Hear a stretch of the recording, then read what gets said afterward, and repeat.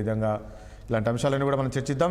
మొత్తానికి ఏంటి ఎలా ఉండబోతుంది ఈ 5 రాష్ట్రాల ఎన్నికలకు సంబంధించి 5 రాష్ట్రాల ఎన్నికల ఫలితాలు, మరి ఇదంతా కూడా ఒక బీజేపీ ప్రభంజనమా? ఒకవైపు వీళ్ళు బీజేపీ నేతలు చెప్తున్నారు వెస్ట్ బెంగాల్లో బీజేపీ కైవసం చేస్తే ఇక జైత్రయాత్ర అనేది బీజేపీ చెప్తుంది. ఆ పరిస్థితి ఉందా? రేపు రాబోయే రోజుల్లో తెలంగాణలో కూడా ఇలాంటి పరిస్థితి ఉంటే తెలంగాణలో కూడా బీజేపీ ఫోకస్ చేస్తుంది. ఖచ్చితంగా రాబోయే ఎన్నికల్లో వచ్చే ఎన్నికల్లో బీజేపీ కైవసం చేసుకుంటుంది అనే విధంగా చెప్తున్నారు. సో మొత్తానికి ఎన్నికలకు సంబంధించి ఏంటి అనే దానిపైన మనం విశ్లేషిద్దాం. దీనికి డిస్కషన్లో పార్టిసిపేట్ చేస్తున్నారు బీఆర్ఎస్ పార్టీ నుంచి మల్ల యాదవ్ గారు ఉన్నారు, అదేవిధంగా కాంగ్రెస్ నుంచి మానవతరాయ్ గారు ఉన్నారు, అదేవిధంగా రాజకీయ విశ్లేషకులు కృష్ణాంజనేయులు గారు ఉన్నారు, అదేవిధంగా బీజేపీ నుంచి మాలకొండయ్య గారు కూడా మనకు లైవ్లో ఉన్నారు. ముందుగా మానవతరాయ్ గారు మీ దగ్గరకు వద్దాం. మానవతరాయ్ గారు, ఎట్లా చూస్తారు ఈ 5 రాష్ట్రాల ఎన్నికలకు సంబంధించి? నాకు తెలిసి కేరళలో ఒకటి కాంగ్రెస్ వ్యవసాయం చేసుకున్నట్టుంది. సో మిగతా ప్లేస్లో ఎక్కడ కూడా ప్రభావం చూపించలేకపోయారు కాంగ్రెస్ పార్టీ అంటే ఏం చెప్తారు? మీ రాహుల్ గాంధీ పాదయాత్ర కూడా చేశారు. సో ఆ స్థాయిలో ఏమీ ఎఫెక్ట్ చూపలేదు. ఈ కేరళలో కూడా చూస్తున్నాను వీడియోలో రేవంత్ రెడ్డి ఎఫెక్ట్ కనబడ్డది. రేవంత్ రెడ్డి ఎక్కడెక్కడైతే ప్రచారం చేశారో అక్కడంతా కూడా కాంగ్రెస్ పార్టీ మెజార్టీ వచ్చిందంటూ నిజమేనా? ఇప్పుడు రాహుల్ గాంధీ గారు ప్రచారం చేశారు, ఎక్కడ కూడా ప్రభావం చూపట్లేదు అనేది అది ఒక ప్రచారం మాత్రమే. రాహుల్ గాంధీ గారు అధికారం ఉన్నా లేకపోయినా, గెలిచినా గెలవకపోయినా కాంగ్రెస్ పార్టీని పుంజుకునే విధంగా, ఓటు బ్యాంకును పుంజుకునే విధంగా పశ్చిమ బెంగాల్లో 294 స్థానాల్లో పోటీ చేయడం జరిగింది. మాకు ప్రత్యర్థి మాపైనే హత్యా రాజకీయాలకు పాల్పడారు టీఎంసీ వాళ్ళు. కాబట్టి రేవంత్ రెడ్డి గారి యొక్క ప్రచారం కలిసి వచ్చిన అంశం. అదేవిధంగా రాహుల్ గాంధీ గారు, ప్రియాంక గాంధీ గారు అక్కడే వాయనాడులో ఎంపీగా ఉన్నారు. ప్రియాంక గాంధీ గారు, రాహుల్ గాంధీ గతంలో అక్కడ ఉండటం జరిగింది. కాబట్టి అక్కడ ప్రజలు కాంగ్రెస్ పార్టీని ఆదరించారు. పినరయి విజయ్ యొక్క అవినీతి ప్రభుత్వాన్ని బయటికి పంపారు. రేవంత్ రెడ్డి గారు ఆ భాషలో ఏం మాట్లాడారు? ఇలా సోషల్ మీడియా ట్రెండ్ అవుతుంది అది. నీ పోమోనే విజయ్ అంటే విజయన్ అని ఆయన మాట్లాడిన మాటలే ఈరోజు ఇలా సోషల్ మీడియాలో చక్కర్లు కొడుతుంది. కాబట్టి తప్పకుండా రేవంత్ రెడ్డి గారు ప్రచారం, రాష్ట్ర మంత్రివర్గం మొత్తం కూడా అక్కడ పోయి ప్రచారం చేయటం కాంగ్రెస్ గెలుపుకు కారణమైంది. తమిళనాడులో కూడా వాస్తవంగా తమిళనాడు విషయానికి వచ్చినట్లయితే మేము 28 స్థానాల్లోనే పోటీ చేసినాం. 28 స్థానాల్లో పోటీ చేసినాం. ఇలా 5-6 స్థానాల్లో లీడ్లో ఉన్నాం. డిఎంకే కూటమితో కలిసి ప్రయాణం చేయటం వల్ల మేము కూడా అందులో మునిగిపోవడం జరిగింది. ప్రజాస్వామ్యంలో ఇంతే జరుగుతుంది. వాస్తవంగా ప్రజాస్వామ్యంలో ఎప్పుడు ఎవరు ఒకళ్ళే శాశ్వతంగా అధికారంలో ఉండాలి, మేమే మొత్తం కుర్చీకి తాళ్లు కట్టుకొని కూర్చోవాలి అనుకుంటే అంతకన్నా మూర్ఖత్వం ఇంకోటి ఉండదు. ఇలా పశ్చిమ బెంగాల్లో ఏమైంది? మమతా బెనర్జీ గారు 3 పర్యాయాలు అక్కడ ఎంత అవినీతి! అక్కడ టీచర్ ఉద్యోగాలను, మొత్తం గవర్నమెంట్ ఉద్యోగాలను, 10-15 వేల ఉద్యోగాలని అక్కడ అమ్ముకోవడం జరిగింది. పెద్ద ఎత్తున పోరాటాలు జరిగినాయి. అక్కడ ఉన్నటువంటి పార్థ చటర్జీ అనేటువంటి మాజీ మంత్రి కూడా జైలుకు పోవడం జరిగింది. ఇవన్నీ అక్కడ యువతలో ఆ ప్రభుత్వం పట్ల వ్యతిరేకతను మూటగట్టుకున్నారు. యువతలో ప్రభుత్వం పట్ల వ్యతిరేకతను చూపించడం జరిగింది. అదేవిధంగా ఇది ఏదో బీజేపీ చేసిన మాయో ఇంకోటో కాదు. అక్కడ ఆ ప్రభుత్వాలు ప్రత్యర్థులుగా ఈ పార్టీ బీజేపీ పార్టీ ఉంది అక్కడ. కాబట్టి గతంలో 2021లో 77 స్థానాలు వచ్చినాయి బీజేపీకి. ఇవాళ మమతా బెనర్జీ యొక్క అవినీతి అనేది పెరిగిపోయింది. ఆ 2021లో ఏమైంది? ఆమె సానుభూతి ఓట్లు వేయించుకున్నారు. అప్పుడు కాలుకు కట్టుకట్టుకొని వీల్ చైర్లో కూర్చొని ప్రచారం చేయడంతో పశ్చిమ బెంగాల్ ప్రజలు సానుభూతి పరులు కాబట్టి ఆ రోజు 215 స్థానాల అవకాశం ఇచ్చారు. ఈసారి ఎంత సానుభూతి వ్యక్తం చేసినా ఓట్లు పడినటువంటి అవినీతి అక్కడ కళ్ళ ముందు కనపడుతుంది. కాబట్టి ఇవాళ బీజేపీ పార్టీ అక్కడ అధికారంలో రావడం జరిగింది. దాన్ని స్వాగతిద్దాం. మొత్తం దేశం మొత్తం మాదే, ఇంకో పార్టీ లేదు అని అహంకారంగా మాట్లాడటం అనేది అంతకన్నా మానవతరాయ్ గారు మూర్ఖత్వం అనేది ఇంకోటి ఉండదు. ఇక్కడ మీరు అన్నట్లు అక్కడ మమతా బెనర్జీ అవినీతి పాలన చూసి బీజేపీ వైపు వెళ్ళారంటారా, లేక మమతా బెనర్జీ ప్రభుత్వంలో ఏ రకంగా అక్కడ ఒక రాక్షస పాలన కొనసాగింది? కనీసం ఏ స్థాయి అంటే కనీసం ఏదైనా ఇష్యూ ఉంటే పోలీస్ స్టేషన్కి వెళ్తే కూడా చెప్పుకోలేని పరిస్థితి ఆ రకంగా ఉండేది అని అనుకోవాలా? లేదు మోడీ పాలన నచ్చి మోడీ పైన విశ్వాసంతో ఈరోజు మోడీ రాష్ట్రానికి వస్తేనే సేఫ్, మోడీ పశ్చిమ బెంగాల్కు ఒక శ్రీరామ రక్ష అనే విధంగా ప్రజలు అటువైపు ఏమి లేని దగ్గర ఇప్పుడు ఆముదం చెట్టే దిక్కాడ. ఇప్పుడు కాంగ్రెస్ పార్టీ మళ్ళీ పునర్వైభవం. ఎప్పుడో గతంలో 77 దాకా అధికారంలో ఉన్నాం. మొత్తం ఒక 30 సంవత్సరాలు ఎంత అధికారంలో ఉన్నాము. ఆ తర్వాత 2011 వరకు కమ్యూనిస్టులు అధికారంలో ఉన్నారు అక్కడ. ఆ తర్వాత మమతా బెనర్జీ 2011 నుంచి ఇప్పటిదాకా ఉన్నది. కాబట్టి ప్రజలు ఏం చేశారు? ఎవరో ఒకళ్ళు మన అని చెప్పేసి అక్కడ చూశారు. అక్కడ ఏం జరుగుతుంది?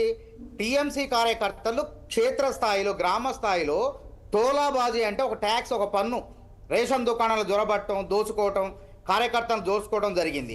అదేవిధంగా అక్కడ ఉన్నటువంటి సందేశ్ కాళీ అనే ఒక ప్రాంతంలో షేక్ షాజహాన్ అనేటువంటి టీఎంసీ నాయకులు, తృణమూల్ కాంగ్రెస్ నాయకులు, ఆయన అనుచరులు ఆగడాలు పెరిగిపోవటం, మహిళల మీద ఆ మానభంగాలు చేయటం, దాడులు చేయటం, పోలీసులు ఆయన యొక్క ఆస్తుల మీద ఈడీ వంటి అధికారులు పోయి అతను అరెస్ట్ చేయడానికి పోతే, సోదాల కోసం పోతే వాళ్ళ మీద దాడులు చేయటం. తర్వాత అక్కడ రేఖా పాత్ర అనేటువంటి ఒక మహిళ క్రియాశీలక పాత్ర పోషించింది. అంటే ఒక మహిళా ముఖ్యమంత్రి పరిపాలనలో సాటి మహిళల పైన టీఎంసీ కార్యకర్తలు అఘాయిత్యాలకు పాల్పడుతుంటే మమతా బెనర్జీ చూస్తూ ఊరుకోవటం, తట్టుకొని ఆమె పెద్ద ఎత్తున పోరాటం చేయటం, మహిళల్లో సహసిద్ధంగా వ్యతిరేకత వచ్చింది. ఎందుకంటే మహిళా ఓట్లు అక్కడ సుమారు 3 కోట్ల పైనే ఉన్నాయి అక్కడ.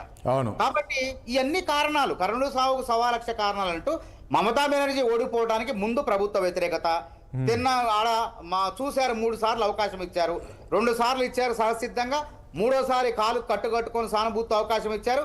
ఘోరమైనటువంటి అవినీతిలో కూరకపోయింది మమతా బెనర్జీ. కాబట్టి ఎన్ని ప్రయత్నాలు చేసినా ఈసారి అవకాశం అనేది ఇవ్వలేదు. కాబట్టి ఇంకా ఏదో దింపుడు గల్లం ఆశలు మమతా బెనర్జీ గారికి ఉన్నట్టున్నాయి. ఏదేమైనప్పటికీ ఇక తమిళనాడు విషయానికి వస్తే గోల్డ్ స్కాము స్వప్న సురేష్ ఏ విధంగా బయటపెట్టింది అప్పటిదాకా ఎవరికి తెలియదు. అక్కడ ఏం జరిగిందో, పినరాయి విజయన్ అంటే కమ్యూనిస్టులు అంటే పేదల పక్షపాతులు అనుకుంటారు.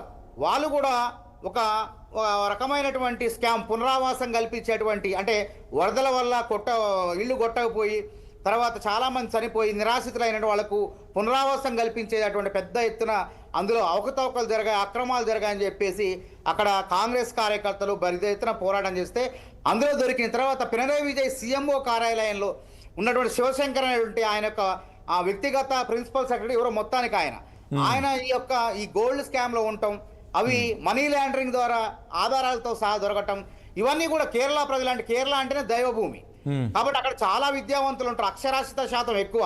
కాబట్టి 2 సార్లు అవకాశం ఇచ్చి 3వసారి అసలు ఘోరమైనటువంటి ఘోరంగా ఓడించారు పినరాయి విజయ్ అని చెప్పి మనకు అర్థమైంది. అందుకే ఆయన ముందుగానే ఈ పరిణామాలన్నీ గ్రహించినటువంటి పినరాయి విజయ్ ఆయన ముఖ్యమంత్రి అని రాసుకోకుండా ఒక రోజు ముందుగానే ఆయన ఒక communist party central committee member గాను తన ట్విట్టర్ ఖాతాలో మొత్తం పేర్లు కూడా మార్చుకోవడం జరిగింది.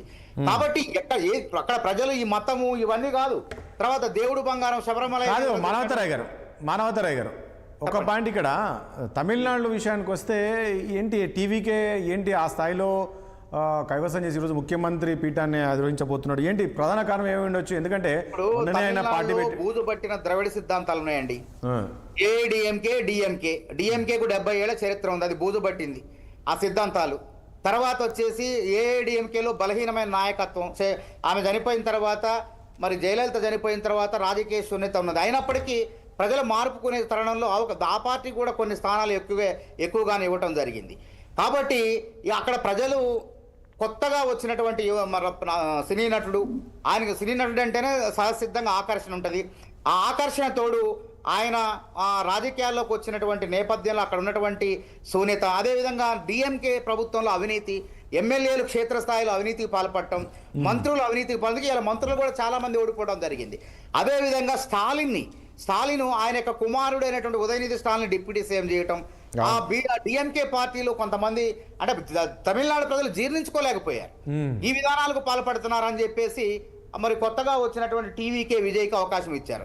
అక్కడ మొత్తం కులం చూడలే, ఇవన్నీ చూడలే, అక్కడ అవినీతి పైన ప్రజలు యుద్ధం చేశారు. తర్వాత చెన్నై పట్టణంలో డిఎంకే ఆ మెట్రో విస్తరణ పనులు చేయకపోవటం, ట్రాఫిక్ స్తంభించటం, ప్రజలు ఇబ్బంది పడటం, రోడ్లను మరమ్మతులు చేయకపోవటం, ఈ యొక్క ఇబ్బందుల నుంచి బయటపడేయాలంటే అక్కడ ఏఐడిఎంకే నమ్మలేదు, డిఎంకే నమ్మలేదు, మన విజయ్ పార్టీకి ఓటేశారు. అక్కడ విషయం ఏంటంటే 2 విజయ్ అంశంలో ఏంటంటే ఆయన ఎస్సీనో బీసీనో అని ఓట్లేదు. సరే, విజయ్ తండ్రి ఎస్సీ అయినప్పటికీ, తల్లి బ్రాహ్మణి అయినప్పటికీ కులాల కంపుతో ఓట్లేదు. అక్కడ ద్రవిడ సిద్ధాంతాలు ఉంటాయి, ఆ పాత సిద్ధాంతాలు బూజు పట్టినాయి. కాబట్టి ఇదేదో కొత్త రకంగా వచ్చింది కాబట్టి ఈయన మమ్మల్ని అభివృద్ధి చేస్తాడు, మమ్మల్ని నూతన శాస్త్ర సాంకేతిక పరిజ్ఞానాల వైపు నడిపిస్తాడు అనేటువంటి ఆలోచనతో కొత్తగా ఓట్లు నమోదు చేసుకున్నటువంటి 11-12% యువత ఎవరైతే ఉన్నారో కొత్తగా వాళ్ళంతా పినరయి విజయని చూశారు. ఆయన వ్యక్తిగత అంశాలు, ఆయన విడాకుల అంశాలు తెర మీద తీసుకొచ్చారు. రకరకాల ప్రయోగాల ద్వారా ఆయన విజయ్ని టీవీకే పార్టీని అడ్డుకునే ప్రయత్నాలు చేశారు. కానీ ఇవన్నీ అడ్డు రాలేదు. యువతలో అప్పటికే పేరుకుపోయిన నిరుద్యోగ సమస్య ఉండటం, తర్వాత డిఎంకే పార్టీలో అవినీతి, ఇవన్నీ కూడా యువతలో నరేషాన్ని పెంచినాయి. కాబట్టి వాళ్ళకు కనపడినటువంటి ఒకే ఒక దిక్కు టీవీకే పార్టీ. కొత్త పార్టీ అవకాశం ఇద్దాం అనుకున్నారు, ఇచ్చారు. ఇది ప్రజాస్వామ్యంలో ఇట్లాంటి పరిణామాలు జరగటం కూడా ఆహ్వానించదగ్గ అంశమే. ఏం కాదు మానవతరాయ్ గారు, ఇక్కడ ఓరల్గా చూస్తే ఇక్కడ ఒక బీజేపీ ఒక ప్రభంజనం అనే విధంగా తీసుకొచ్చారు. అంటే ఒకటిసారి తమిళనాడు పక్కకు పెట్టేది, కేరళం చూస్తే సో బీజేపీ చరిత్ర అంటే పశ్చిమ బెంగాల్ చూసి రేపు రాబోయే రోజుల్లో కూడా తెలంగాణలో కూడా సేమ్ పశ్చిమ బెంగాల్ పరిస్థితి ఉంటే ఖచ్చితంగా ఫోకస్ చేయబోతుంది. నెక్స్ట్ బీజేపీ అధికారం చేపట్టబోతుంది అనేది బీజేపీ నేతలు చెప్తున్నారు. దానికి అదనంగా రేపు మరి 10th రోజు ఒక సభ కూడా పెడుతున్నారు, జనాగ్రహ సభ అని. దీని ఎట్లా చూస్తారు? అంటే పేరే మార్చుకున్నారు కదా జనాగ్రహం. వాళ్ళ అధికారంలో ఉండే జనాగ్రహం దేని మీద నిజంగా తెలంగాణ ప్రజలు ఆగ్రహిస్తారు. వికసిత భారత్ అని చెప్పి వివక్ష భారత్ చూపుతున్నారు. తెలంగాణ మెట్రో విస్తరణకు నిధులు ఇవ్వరు. అదేవిధంగా బయ్యారం ఉక్కు ఫ్యాక్టరీకి నిధులు ఇవ్వరు. పక్క రాష్ట్రంలో విశాఖ ఉక్కుకు 3,000 కోట్లు ఇస్తారు. ఆడ పోలవరానికి 5,000 కోట్లు ఇస్తారు. పాలమూరు రంగారెడ్డికి ఇవ్వమంటే మొండి చేయి చూపిస్తారు. నిజంగా తెలంగాణ ప్రజలు ఆగ్రహం చూపుతారు. అందుకే తోక ముడిచారు. దాని పేరు మార్చుకున్నారు. ఇప్పుడు మళ్ళీ తెలంగాణ ప్రజలు నిజంగానే వచ్చి ఆగ్రహం వ్యక్తం చేస్తారు. మేము కట్టినటువంటి పన్ను చెల్లించే జిఎస్టీ పన్నుల్లోనే మనకు కోత విధిస్తున్నారు. బీహార్కి ఏమో రూపాయి చెల్లిస్తే 10 రూపాయలు ఇస్తున్నారు. ఉత్తరప్రదేశ్కి రూపాయి చెల్లిస్తే 7 రూపాయలు ఇస్తున్నారు. అందుకే పక్క రాష్ట్రంలో చంద్రబాబు నాయుడు గారు ఏమంటాడు, పిల్లల్ని కనండి అంటాడు. ఆల్రెడీ ప్రోత్సాహకాలు ప్రకటించిండు.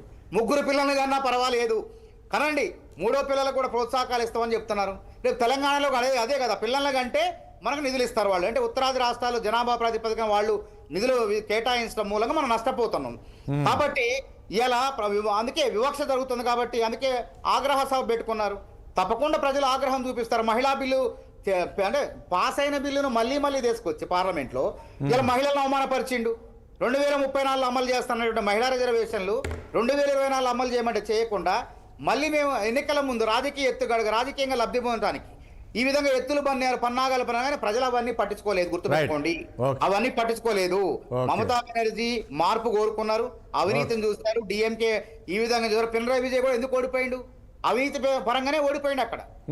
కాబట్టి ఇవాళ పశ్చిమ బెంగాల్లో గెలిచిన తెలంగాణలో పప్పులు ఉడితే అనుకుంటే ఉడకో. ఎందుకంటే ఇంటింటికి 10కి పైగా సంక్షేమ పథకాలు. ఇక పక్కా 10 ఏళ్ళు రేవంత్ కాంగ్రెస్ సర్కార్ అని చెప్పి ప్రజలు ప్రతి ఎన్నికల్లో దీవిస్తున్నారు. ఇలా సన్నబియ్యం, ఇలా బంజారాయిల్స్ జూబ్లీహిల్స్లో ఇలా శ్రీమంతులు ఏ అన్నం తింటున్నారు, సామాన్యులు మధ్యతరగతి ప్రజలు కూడా ఇలా అదే సన్నబియ్యం తినుకుంటూ ముద్దకి రేవంత్ రెడ్డి దేవుడు అని తలుచుకుంటున్నారు. ఇంకా అట్లాంటి తరుణంలో బీజేపీకి ఏమి ఇస్తారండి? తెలంగాణకి ఏమి ఇచ్చిందని బీజేపీకి అవకాశం ఇస్తారు ఇక్కడ చెప్పండి. Right, okay.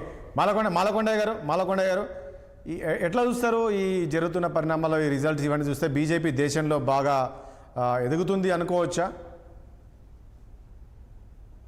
నమస్తే బ్రదర్, ముందుగా మీకు అదేవిధంగా మన 60 ప్రేక్షకులకు డిబేట్లో ఉన్నటువంటి మిత్రులందరికీ కూడా నమస్కారాలు. నమస్తే. ఇవాళ మనం ఉదయం నుంచి చూస్తున్నాము 5 రాష్ట్రాల ఎన్నికల ఫలితాలు. దేశవ్యాప్తంగా ప్రజలు భారతీయ జనతా పార్టీని, భారతీయ జనతా పార్టీ కూటమిని ఆశీర్వదించి ఏదైతే అస్సాం రాష్ట్రంలో కానీ లేక పుదుచ్చేరి 2